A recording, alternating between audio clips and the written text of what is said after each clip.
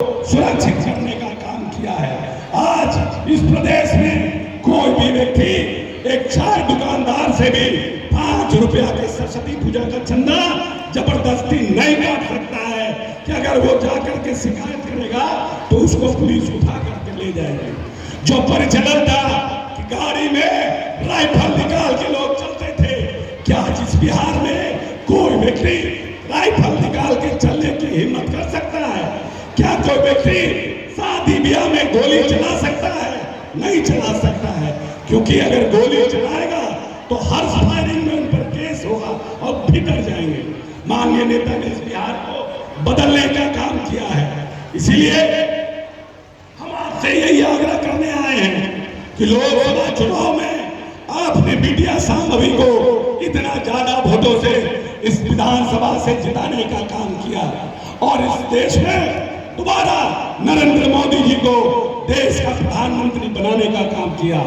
और आज जब नरेंद्र मोदी जी देश के प्रधानमंत्री बने थे तो यह पूरी दुनिया में हिंदुस्तान 11वां नंबर की अर्थव्यवस्था का देश था और आज माननीय नरेंद्र मोदी जी ने इसको 5वें नंबर की अर्थव्यवस्था का देश बनाने का काम किया है और लगातार प्रयास कर रहे हैं कि कैसे हमारी अर्थव्यवस्था और मजबूत हो और बहुत जल्द हम 4थे नंबर पर जाने वाले हैं।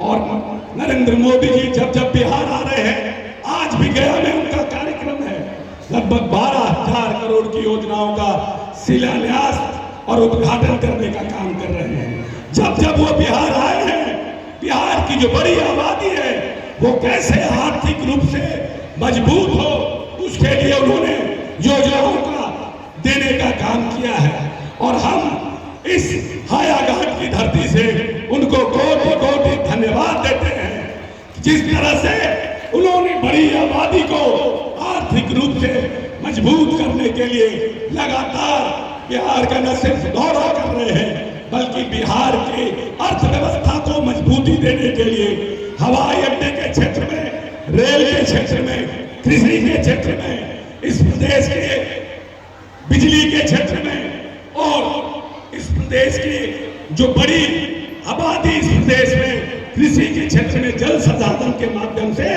उसको ताकत देने का काम कर रहे हैं। लगातार प्रधानमंत्री आवास योजना के लाभुकों को संख्या बढ़ाने का काम कर रहे हैं।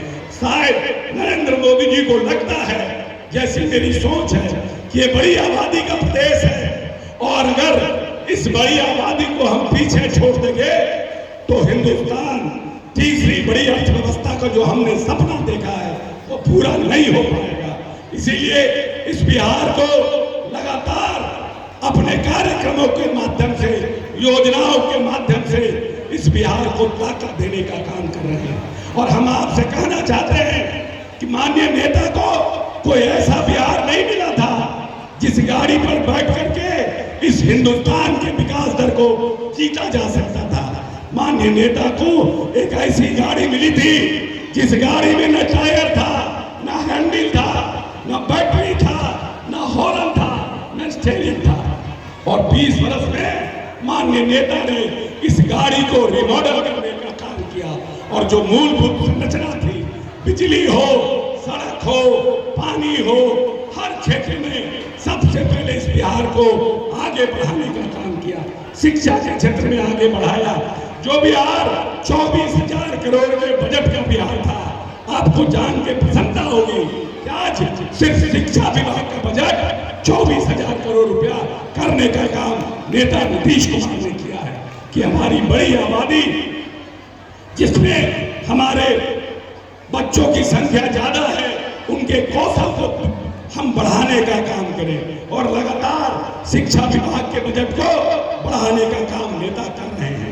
और आपको जानकर प्रसन्नता होगी कि जब नेता इस प्रदेश में आए थे तो जो बड़ी आबादी यहाँ महिलाओं की बैठी है, पूरी दुनिया सूर्य उगने का इंतजार करती है कि कब भगवान सूर्य का पदार्पण होगा कि हम अपने काम पर जाएंगे।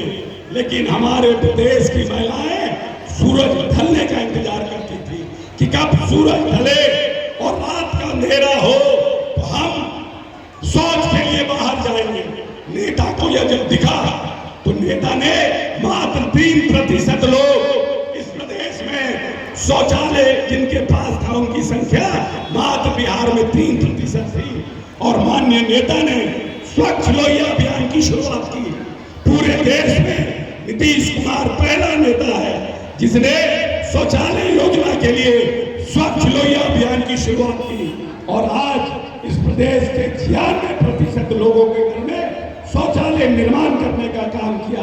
और जो बड़ी आबादी महिलाओं को थी उनको मजबूत और सशक्त करने का काम किया।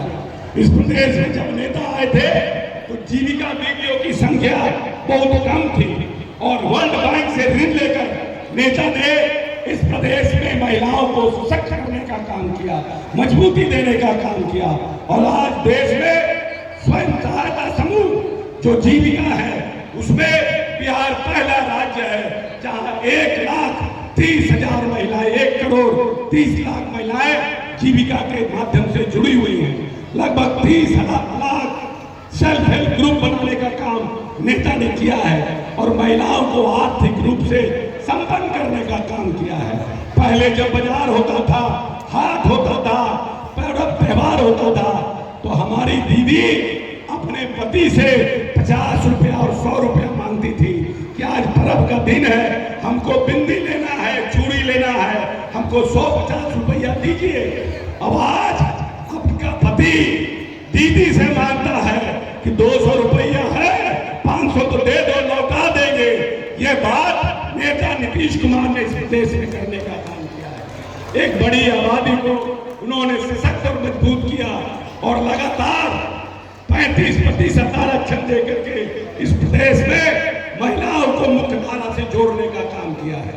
सबसे पूरे देश में हमारा जो आर्म फोर्स है, जो हमारा पुलिस फोर्स है, पूरे हिंदुस्तान में बिहार में सिपाहियों की संख्या में महिला सबसे ज्यादा बिहार में है, क्योंकि नेता ने निर्णय किया कि हम आधी आबादी को सशक्त और मजबूत करने का काम करेंगे। प्रत्येक साल इस नेता ने आधी आबादी जो महिलाओं की है उसको ताकत देने का काम लगातार नियम और कानून बनाकर करने का काम कर रहे हैं।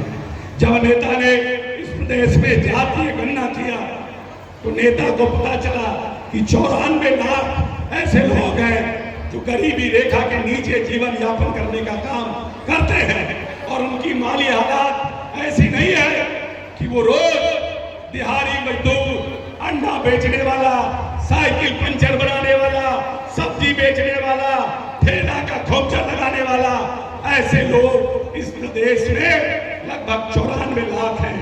और उनके यहाँ भी स्मार्ट मीटर माननीय नेता ने लगाने का काम किया है, लेकिन उनके घर में हमेशा बिजली नहीं रह सकती है क्योंकि वैसे लोगों को रोज काम नहीं मिलता है, उनकी आमदनी रोज नहीं होती है। तब नेता ने निर्णय किया कि उनके घर में भी छोटे छोटे बच्चे हैं, उनके घर में अगर लाइन कट जाएगा तो वो जो नौजवान भविष्य हमारा है, जो बिहार का होने वाला भविष्य है, उसको ढिबरी और लालटेन में पढ़ना पड़ेगा। तो नेता ने निर्णय किया कि इस बिहार के तमाम लोगों का 125 यूनिट बिजली हम माफ करने का काम करेंगे, जिससे कि जो गरीब के लोग हैं, जो जिनके पास रोज आमदनी का जरिया नहीं है, उनको बच्चे भी बिजली में पढ़ने का काम करें और बिहार के भविष्य को निर्माण करने का काम करें। इस प्रदेश में जो कमजोर लोग थे, जो आर्थिक रूप से विपन्न लोग थे, उनका भी सपना था कि हमारा भी बच्चा सरकारी नौकरी में आए, IAS बने, IPS बने, इंजीनियर बने, डॉक्टर बने, और वो सपना लेकर जीने का काम करते थे। माननीय नेता ने 2020 में 7 निश्चय 2 में निर्णय किया कि आर्थिक हल, युवाओं को बल, जो माननीय नेता का 7 निश्चय 2 था, उसमें उन्होंने निर्णय किया कि हम 5 लाख रुपया स्टूडेंट क्रेडिट योजना का लाभ अपने लोगों को देने का काम करेंगे। जो गरीब के लोग हैं, जो अपनी पढ़ाई आगे जारी करना चाहते हैं, उन लोगों को हम 5 लाख रुपया देंगे। और घूम घूम कर प्रदेश में कहा कि आप आओ और 5 लाख रुपया लो और अपने बच्चों को पढ़ने का काम कराओ। लेकिन जब नेता 2 साल तक घूमे तो उनको लगा कि लगता है कि ये गरीब के बच्चे को लगता है कि अगर हम पैसा नहीं दे पाएंगे तो मेरे माता पिता को पुलिस और सरकार तंग करेगी, और उसके लिए बच्चे लोन लेना बंद कर दिए थे। जो माननीय नेता की उम्मीद थी कि ज्यादातर लोग इसका फायदा उठाएंगे, तो बहुत कम लोगों ने फायदा उठाया। तब नेता ने घूम घूम कर इस प्रदेश में कहा कि तुम लोग पैसा लो और पढ़ाई जारी